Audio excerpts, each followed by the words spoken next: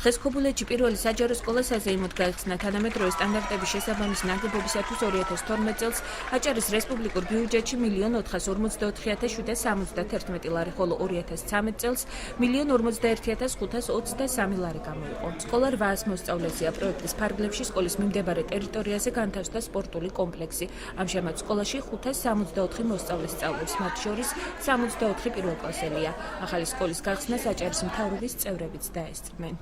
დაახლოებით 2,5 მილიონი ლარი დაიხარჯა სკოლის მშენებლობა რეაბილიტაციისთვის, აღჭურვისათვის.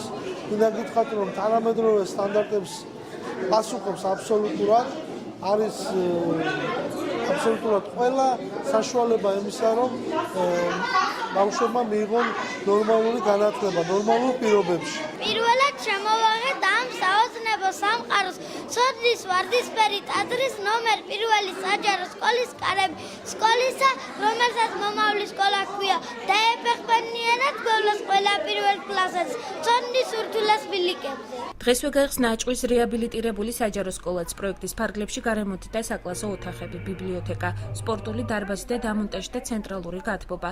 სამუშაოებისათვის 300,000 ლარი დაიხარჯა.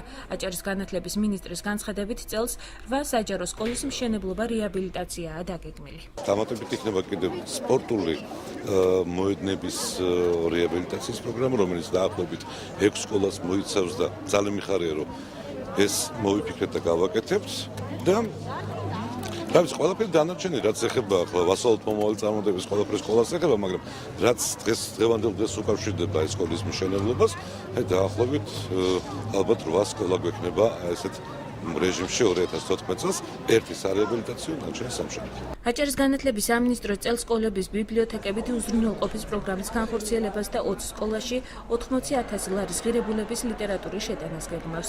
საპანსიონო ინფრასტრუქტურის გაუმჯობესებისა და ინვენტარით აღჭურვის პროგრამის განხორციელებისათვის კი 1,60,000 ლარია გათვალისწინებული.